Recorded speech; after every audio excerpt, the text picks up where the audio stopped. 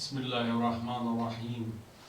Alhamdulillahi Rabbil Alamin. Wa salatu wa salamu ala Sayyidina wa Nabiyyina Muhammad wa ala alihi tayyibin al-tahirin wa sahbihi al-muntajirin wa ala al-jami' al-anbiya ilahi wal mursalin. Me emrin e Allahut të gjithë mëshirshëm në shpirtit, falënderimet më të sinqerta janë për Allahun e madhruar. Paqja e bekimet e Allahut qofshin mbi profetin Muhammad, i familjen e tij të pastër, mbi shokët e tij të zgjedhur, dhe mbi të gjithë të dërguarit dhe profetët e Allahut të madhruar. Të dashur vëllezër dhe motra, ju përshëndes me përshëndetjen e bukur islame. Assalamu alaikum wa rahmatullahi wa barakatuh. Paqja, bekimet, mirësitë dhe mëshira e Allahut qofshin mbi ju.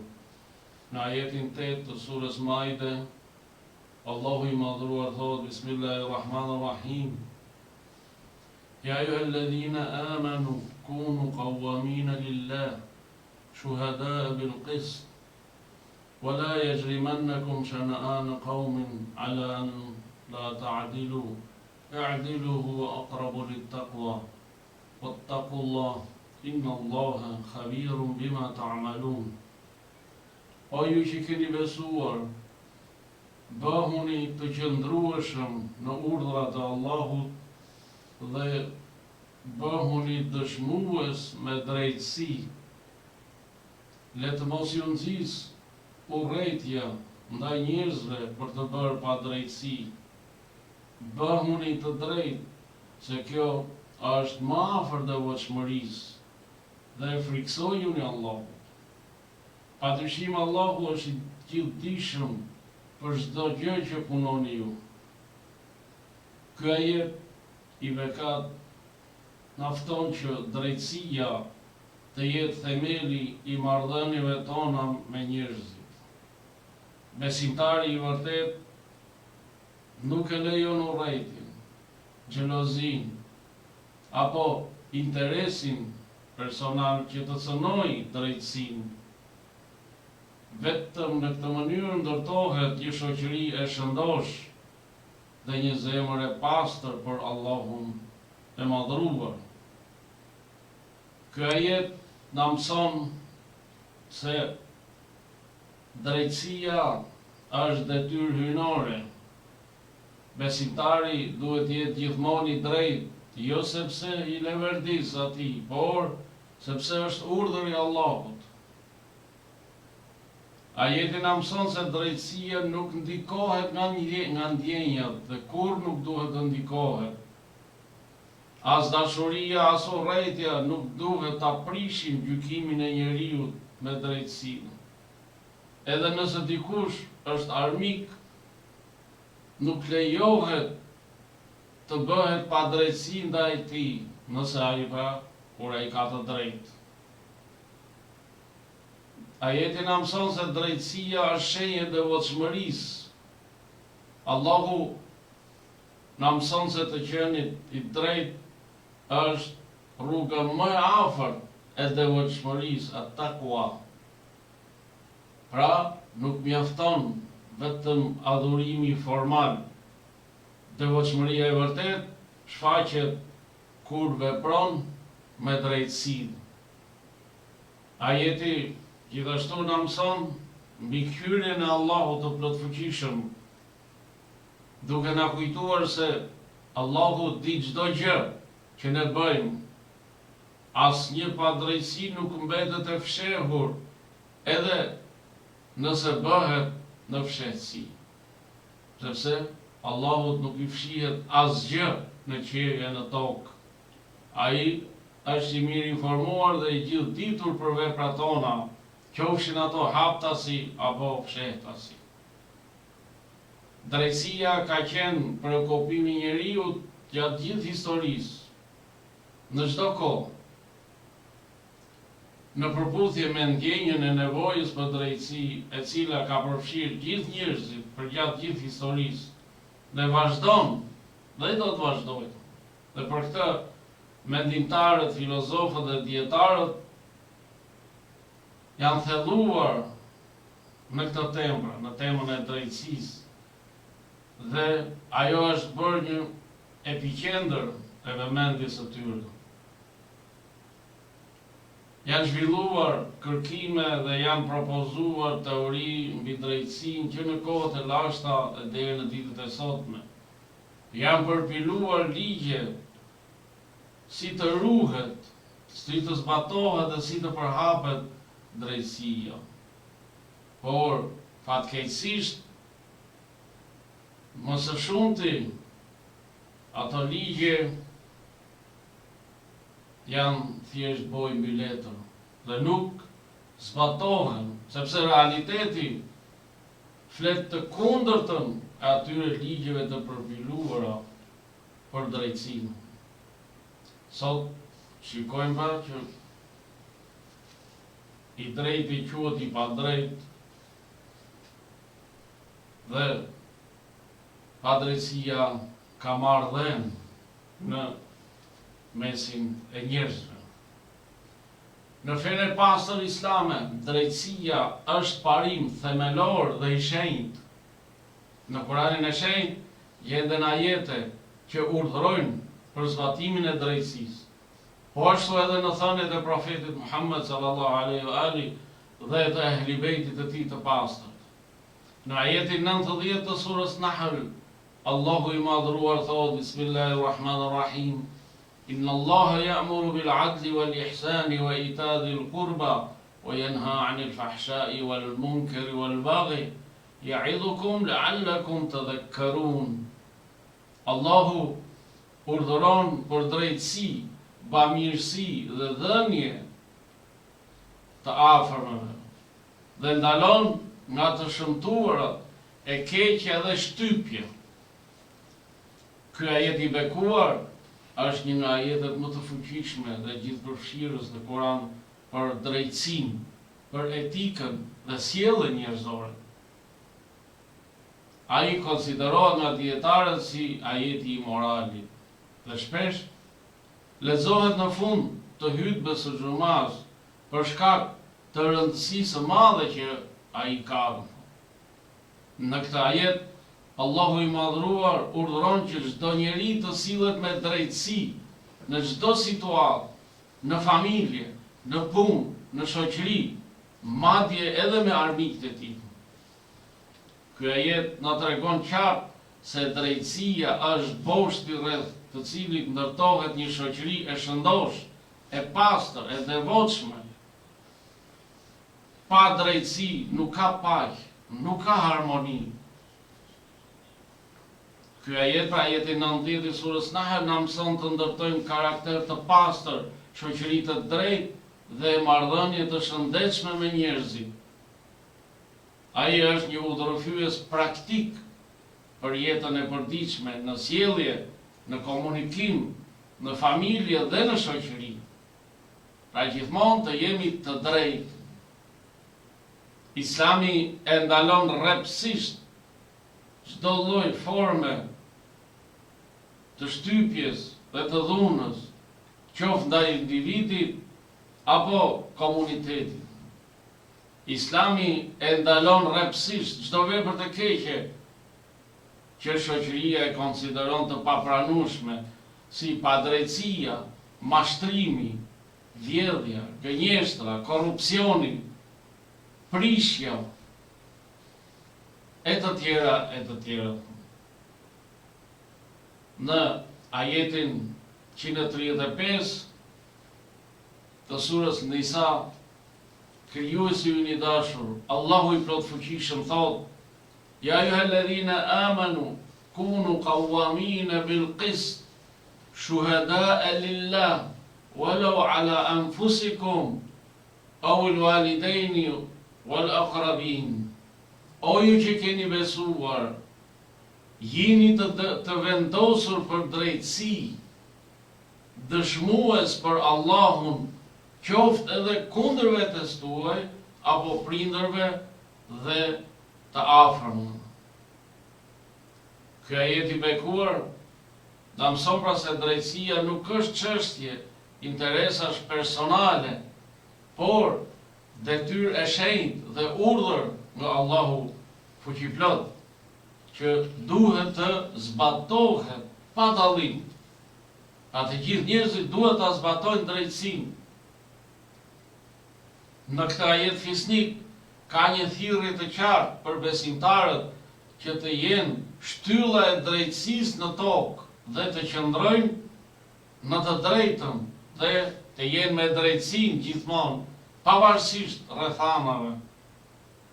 Kurani i Shenjtë thotë se drejtësia përfshin të gjitha fushat e jetës, që nga të drejtat shoqërore e deri tek të drejtat ekonomike dhe politike, dhe nuk lejohet që i varfëri të shtypet apo që nevoja e të paaftit të shpërfillet. Por gjithmonë duhet të jemi pra me të varfërit dhe me të paaftit, të shtypurit, të privuarit, dhe të kundërshtojmë zullumqarët dhe zullumin. Drejtësia sociale në Kuranin e Shenjtë nuk kufizohet vetëm te shpërndarja e drejtë e burimeve materiale, por përfshin edhe forcimin e të drejtave të grave, fëmijëve dhe të dobtëve në shoqëri. Kurani e ndalon rreptësisht diskriminimin dhe racizmin midis njerëzve. Etaloni kryesor për të qenë më i mirë sipas Kuranit është devotshmëria. Inna akramakum indallahi atqakum. Më i miri ndër ju tek Allahu është ai që është më i devotshmi, dhe nuk ka thonë është ai që ka pasuri dhe ka pushtet. Kurani i jep gruas të drejta që nuk njiheshin në shumë kultura para Islamit. Kurani urdhëron të bëhet mirësi ndaj jetimëve dhe nevojtarëve dhe thekson nevojën për të treguar butësi dhe mëshirë ndaj tyre. I dërguari i Allahut, profeti Muhammed, paqja e bekimet e Allahut qofshin mbi të dhe mbi familjen e tij, ka thënë: një orë drejtësi është më e mirë se adhurimi i 60 viteve me falje nate dhe agjerim dite.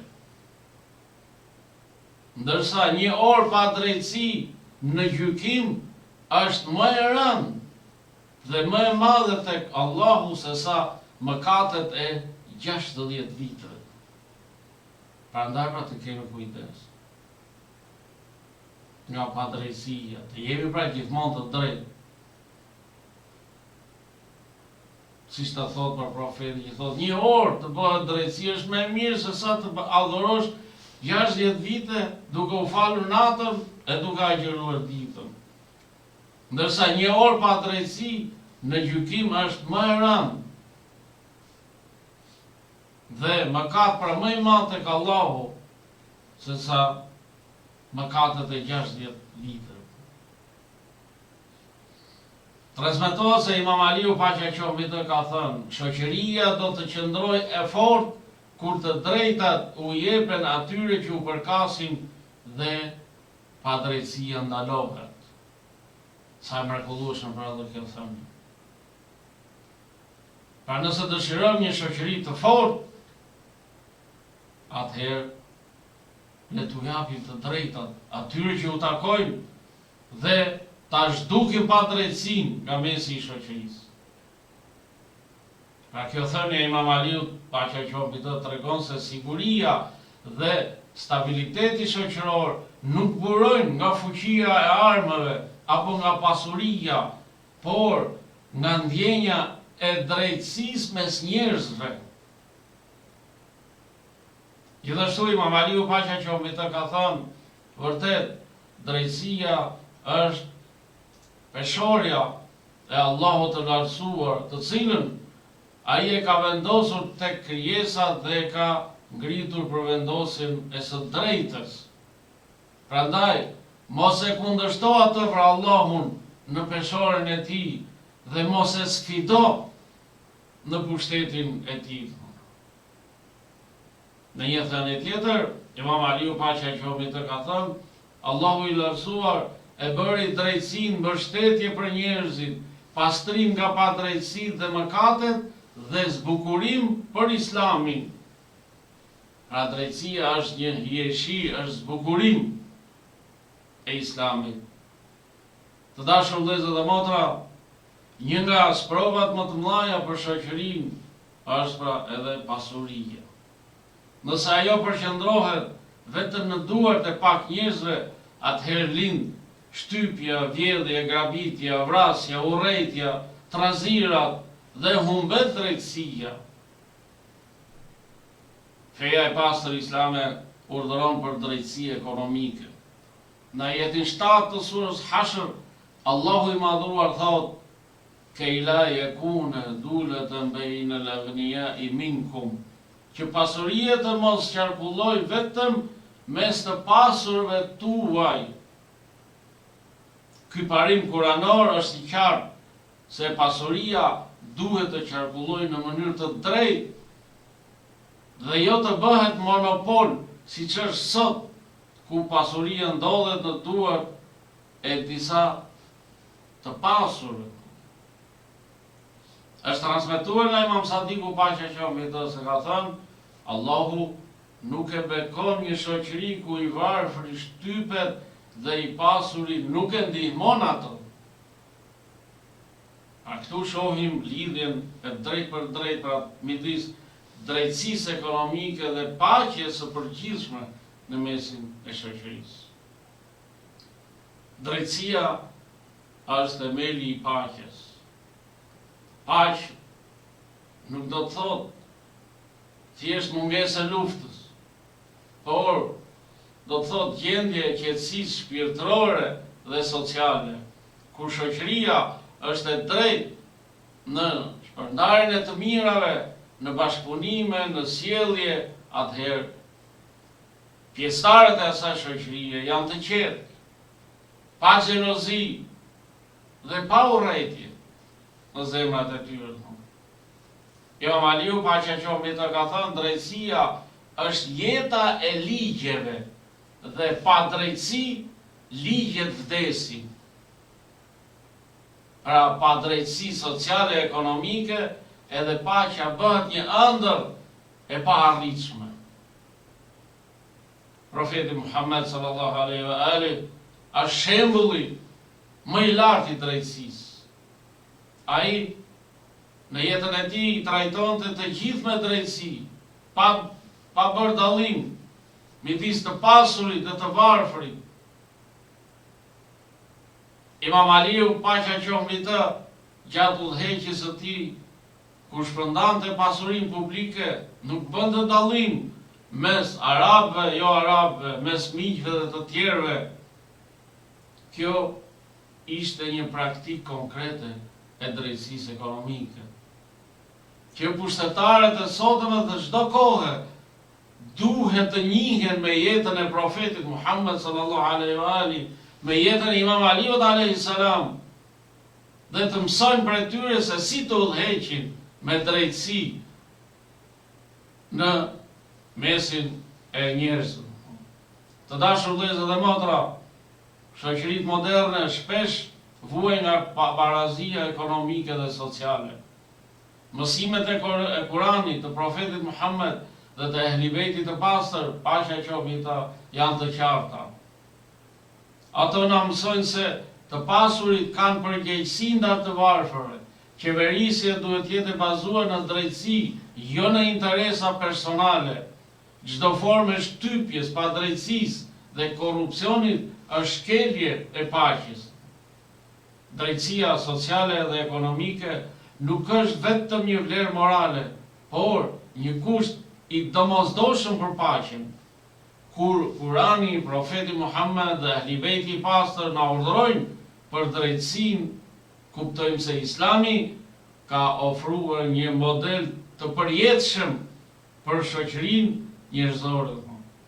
I dërguari i Allahut, profeti Muhammed sallallahu alaihi wa alihi ka thënë: kushdo që i trajton njerëzit pa u bërë atyre pa drejtësi, u flet atyre pa i gënjur dhe u premton pa i thyer premtimet, ai është prej atyre që i është plotësuar pra burrëria, është faqur drejtësia e tij, është bërë e detyrueshme vëllazërimi me të dhe është e ndaluar përgojimi i tij. Ky hadith i profetit na mëson se drejtësia dhe ndershmëria në marrëdhënie shoqërore janë shenja të besimtarit të plot, të devotshëm e të sinqert. Ai që nuk bën pa drejtësi ndaj të tjerëve, nuk gënjen në fjalët e tij, nuk thyen premtimet, ai ka arritur virtytin e plot. Është i besueshëm dhe ka të drejtën e respektit dhe vllazërisht nga të gjithë. Drejtësia, sinqeriteti dhe besnikëria në premtime janë bazat e jetës shoqërore dhe fetare. Pa këto nuk mund të ndërtohet besimi, uniteti dhe vllazëria mes njerëzve. Imam Aliu, paqja qoftë mbi të, ka thënë, shoqëria nuk përparon me bollëkun e pasurisë, por me drejtësinë e vendosur mes saj. Pra nuk është ajo pasuria që e bën të përparoj, thot Imam Aliu, por është drejtësia në mesin e tyre. Kjo thënie e Imam Aliut, paqja qoftë mbi të, na mëson se përparimi i shoqërisë nuk qëndron tek pasuria materiale, sepse pasuria, edhe nëse është e shumë, nuk garanton paqë, stabilitet dhe zhvillim të drejtë. Mund të ketë shtete shumë të pasura, por shoqëritë e tyre janë të smura për shkak të padrejtësisë, korrupsionit dhe të pabarazisë që gjenden atë. Thënia e Imam Aliut na mëson se thelbi i përparimit është drejtësia. Kur drejtësia vendoset mes njerëzve, pasuria shpërndahet me të drejtë, të varfrit nuk shtypen, të pasurit nuk abuzojnë, dhe secili merr të drejtën e tij, kjo sjell besim, unitet, paqë dhe siguri sociale në mesin e shoqërisë. Thënia e Imam Aliut na mëson se drejtësia është themeli mbi të cilën qëndron çdo civilizim. Një shoqëri e padrejtë, edhe nëse ka pasuri të madhe, shkatërrohet, ndërsa një shoqëri e drejtë, edhe me pak mjete materiale, ka jetë të qëndrueshme dhe përparim të vërtetë. Pasuria pa drejtësi nuk ka vlerë, ndërsa drejtësia edhe pa pasuri të shumë garanton stabilitet, paqë dhe zhvillim të qëndrueshëm. Të dashur vëllezër dhe motra, drejtësia sociale dhe ekonomike në Kur'anin e Shenjtë nuk është vetëm një thirrje teorike apo një ide kalimtare, por është një metodë jetësore e qëndrueshme që e drejton çdo individ në shoqëri drejt arritjes së ekuilibrit mes të drejtave dhe detyrimeve të tij. Ajo i ofron atij hapësira që i ruajnë dinjitetin dhe i sigurojnë një jetë të denjë.